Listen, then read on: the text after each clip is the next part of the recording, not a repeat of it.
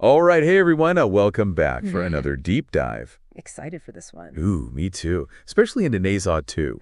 Yeah. This Chinese animated film that's like kind of taken the world by storm. It really has. I mean, box office records are being smashed. Mm-hmm. People are saying this is one of the biggest films of the 21st century. So Wow. we got to figure out what's going on. Yeah. What's the hype about? What's the hype? Why is it a global phenomenon? It's kind of intriguing, right? Because Yeah. Ne Zha 2, it's not just like a flashy blockbuster. Right. It's actually like, become this symbol of how much influence China's having in the entertainment world. It's more than just a movie. Right. It's like a cultural thing. It really is. But, first things first. Yeah. It's visually stunning. Oh, yeah. I mean, just look at the numbers, right? Oh, my gosh. 1,900 special effects shots. Wow. Over 4,000 animation professionals working on this movie. Yeah. And some of the scenes took, get this, over a year to perfect. A whole year for one scene? I know, like the heart-piercing curse. Wow. That took forever. That commitment shows. Like, I know. you can see the detail. Mhm. And it's like, it really shows how much the studios in China are, like, pushing the boundaries. Fishing it, yeah. Technologically, creatively. What I thought was really interesting is that they didn't bring in any international partners on this. Oh, really? Yeah, it was all domestic talent, Wow. which I thought was, a pretty powerful statement. Yeah. It's like saying, we got this. Yes, exactly. Some people have even said, some critics, that the action sequences are like RWBY. Oh, wow. Have you seen RWBY? I have not. Oh, I've heard of it, though. it's this animated series, and it's like the fight choreography is amazing. Oh, cool. Like super kinetic, almost balletic. Yeah. And apparently Ne Zha 2 takes that to another level. Wow. And it's not just about the flash. Right. It's like It's got those deeper themes. deeper theme. Rooted in Chinese culture, philosophy. Yeah, it goes deep into Chinese mythology. Mm-hmm. And it's like really drawing on Taoist philosophy. Yeah, for those who don't know, Taoism emphasizes, being in harmony with the natural order. Yeah, balance, acceptance, Yeah, understanding how everything's connected. Yeah. And they really weave this philosophy into the story. You can see that. Yeah, you really can. Like, it's reflected in Ne Zha's whole journey, right? Totally. He starts off as this rebellious outcast, struggling against what he's supposed to be. Right. And then ultimately, he kind of learns to embrace who he really is. He finds his place. Exactly. Yeah, it's the classic hero's journey, Mm-hmm. but with that Chinese twist. Yeah, that Chinese flavor. And they don't shy away from the culture at all. Yeah. Like, there's scenes where you'll hear, like, Dong ethnic chanting. Oh, wow. And so what's that? It's a traditional Chinese instrument. Oh, cool. They even use, like, regional dialects. Wow, it's like a whole cultural immersion. That's so cool. All in this, like, epic action-adventure story. And I think that's why it's resonating so much. Yeah. Not just in China, but globally. Globally, yeah. It's got that cultural depth. Speaking of resonance, can we talk about Ne Zha and Obeng? Oh, yeah, their relationship. Now, some critics said the plot's predictable, Mm-hmm.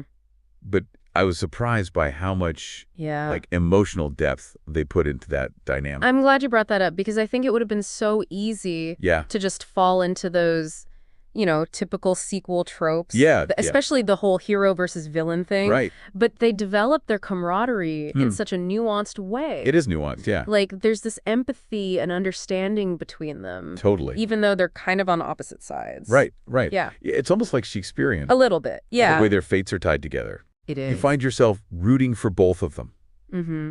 even when they're like fighting each other. Exactly. And that's what Yeah. elevates the film beyond, just Yeah. good versus evil. It really does. Gets you thinking about destiny, free will, Oh, totally. choices we make. It's thought-provoking, which I was not expecting. Yeah. Going into a big, action-adventure film. Right. But clearly, this mix of spectacle, cultural depth, it's working. Yeah. I mean, look at the box office numbers. Oh my gosh. Yeah, they're insane. Staggering. They're record-shattering, over 1.43 billion. Billion. Counting, making it the highest-grossing film in China ever. That's crazy. It even surpassed Star Wars, The Force Awakens. In a single market. Yeah, I know. That's insane. it's huge.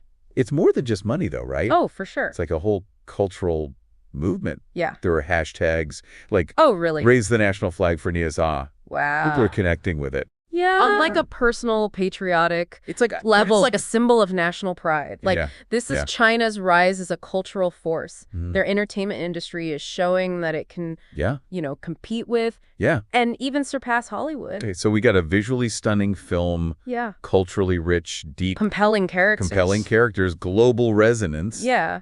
But are there any criticisms? Well, Doesn't work. Some critics, like Yeah. those at the Global Times, which Mhm. is one of China's biggest newspapers, Mm-hmm. state-run, Right. they argue that the plot's a bit predictable. Okay. Like, it lacks those unexpected twists and turns. Yeah, I could see that. Yeah. It's definitely more like a Yeah. classic hero's journey structure. Right. Which isn't necessarily a bad thing. Right, right. But, it might not appeal to everyone. Yeah. And then there's the political undertones. Okay, yeah, let's talk about that. Yeah. This is where it gets a little tricky. Yeah. So we're not taking sides here. Right. Just exploring what people are saying. Exactly. From what I've read, some people in China, Mm-hmm. some nationalist commentators, Yeah. they're interpreting the film Okay. as a metaphor Okay. for, like, China pushing back Mm-hmm. against global powers. I see. And there are even some visual cues in the film, Oh, really? like settings that look like the Pentagon. Wow. So they're making those comparisons. Yeah. It's important to note, though, that Yeah. those political messages, they're pretty subtle Yeah. in the film itself. Right. Some people are definitely picking up on them. Yeah, some audiences are. Yeah. So it's sparked this debate Mm-hmm. about how it'll be received. Right, internationally. Yeah. Especially by those who might see those messages as nationalistic. Okay. So this film is a visual masterpiece. Mm-hmm. It's a cultural phenomenon. Yes, It's like breaking box office records. definitely. And it's causing international political debate. It is. It's a lot. It speaks to the power of cinema. Right. I mean, it can be entertainment, Mm-hmm. but also a reflection of culture, Oh, yeah. anxieties, aspirations. And anxiety. And I think Ne Zha 2 taps into all of that. You've definitely got me curious. Yeah. I want to see it now even more. Good. But there's more to unpack. Oh, there is. I'm wondering about people Yeah. who haven't seen the first Ne Zha. Oh, right. Because this is a sequel, It is a sequel. so will newcomers be able to follow along? That's a great question. Yeah, that's a great question because Ne Zha 2 does a pretty good job of, kind of catching you up Right. on the backstory, like what you need to know. Mhm. But there are definitely like nuances and emotional beats that you're going Right. to know more if you've seen the first one, Right, which right. came out back in 2019. So It's the classic sequel problem, right? it is, yeah. Gotta appeal to the newcomers, but Right. Got to keep the old fans happy. yeah, reward the loyal fans. Yeah, exactly. So I would say you can enjoy it as a standalone. Mhm. For sure. But Okay. if you really want that full Yeah. experience, I would say watch the first one. Right. You understand those relationships, the history, the sacrifices. The weight of it all. It hits differently, Yeah, a double feature might be in order. I wouldn't argue with that. But even if you go in blind, I mean, Yeah. those visuals you were saying, Oh, yeah, absolutely. that's worth the price of admission alone. It's a visual feast. Oh, Sicily. speaking of price, I'm curious about, Yeah. like, the money side of things. Yeah. I know it's a box office, a giant. Oh, yeah. But what about beyond that? Well, Are there other economic ripples? oh, yeah, for sure. Yeah. This isn't just a cinematic phenomenon. It's like an economic force. Wow. First of all, the merchandise is Oh, yeah. through the roof. Everyone wants a piece of Ne Zha. I could just imagine those little action figures Oh. flying off the shelves. I bet there are. Plushies, keychains, the whole 9 yards. Yeah, the whole thing. And it goes even further than that. Really? Yeah, the stock price of the distributor Okay. in Light Media, it's been boosted. Wow, really? Yeah, like directly tied to Ne Zha 2's performance. So it's like pushing creative boundaries, Mm-hmm. but also making money moves. Oh, yeah, It's a 1-2 punch exactly. for the Chinese entertainment industry. It's a prime example of how homegrown productions Right. can be successful, both critically and commercially, on a global scale. It's a big deal for their economy. It is. Okay, so we've talked about the visuals, Yeah. the cultural depth, the Box office domination. the political stuff, the money. What else could there be? Is there anything else we should consider? Well, I think it's worth noting, that Yeah. even with all the praise, it's not perfect. Okay. We talked about how the plot Yeah. can be a little predictable, Mm. and those political undertones, while subtle, Yeah. they do raise questions about how different cultures are going to Yeah. see it, Interpret it. Yeah, It's a reminder that no film's going to be universally loved right. or understood the same way. Exactly, but even with those things considered, Yeah. it's still a remarkable achievement. It sounds like it. It is, and you know what? Yeah. Its success raises an even bigger question. Ooh, lay it on me. I love a good question. Okay, so Yeah. could this, global success Mm. be a sign of what's to come? Okay. Could this be the start of a wave Yeah. of, global blockbusters Mhm. coming from studios outside of Hollywood? Wow, that's a big question. It is. Are we, like, seeing a shift in power It's in the global filmmaking landscape? It's definitely something to keep an eye on. That is something to keep an eye on. Yeah. I'm definitely intrigued. This is at the top of my list now. Oh, good. But where can our listeners find it? If you're eager to check it out, Yeah. Ne Zha 2 is in theaters right now, worldwide. Oh, wow. Okay. Yeah, you can find it at major chains like AMC, Fandango. So catch it on the big screen while you can. Yeah, but But what about streaming? unfortunately, it's not available yet for streaming. Okay. But keep an eye on, like, Just Watch or Movie Phone. Good resources. Yeah, they'll have updates on when it might hit streaming. All right. And folks, remember, this film's a little over 2 hours. Yeah, 2 hours and 24 minutes. So grab your snacks, get comfy, and Get ready to be transported. yeah, you won't want to miss a minute. Not a single frame. Okay, I think we officially unpacked Ne Zha 2. I think so. Anything else you want to add?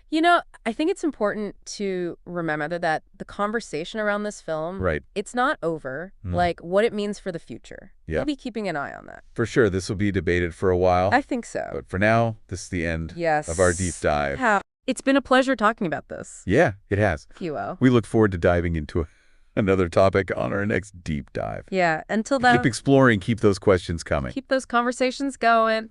And as always, Stay curious. it's wild how this one film, Ne Zha 2, Yeah. has got everyone talking about, like, Yeah. cultural influence and the future of movies. Yeah, it really highlights It really how does. stories can connect people Yeah, across the world. all over. What I think is really interesting is Yeah. how it challenges our ideas about Mm-hmm. what a blockbuster can even be. Oh, totally. Because it's not just the spectacle, Right. although it definitely has that. It delivers on that for sure. But it's also about Yeah. those deeper themes, right? Yeah, embracing that cultural heritage. Yeah. Pushing the boundaries of animation. Like Ne Zha 2 is opening this, Yeah. like, window A window, yeah. into a whole new world of possibilities for films. Totally. And I'm so excited to see, what other stories come out of this. Yeah, me too. So as we wrap up our deep dive on Ne Zha 2, Yeah. I think we should leave our listeners with this. Okay, what's up?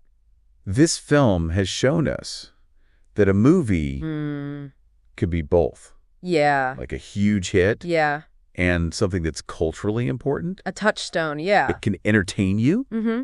and make you think. And challenge your perspective. Exactly. It reminds us that there's a whole world of cinema. There are Oh, for sure. so many diverse stories. So many, yeah. Waiting to be discovered. So keep an open mind. Yeah. Embrace those different stories. You never know what you might find. Well said. Thank you. Yeah. Well, that brings us to the end Yeah. of our deep dive into Ne Zha 2. We hope you enjoyed it. Yeah, thanks for joining us. And until next time. Stay curious. Yeah.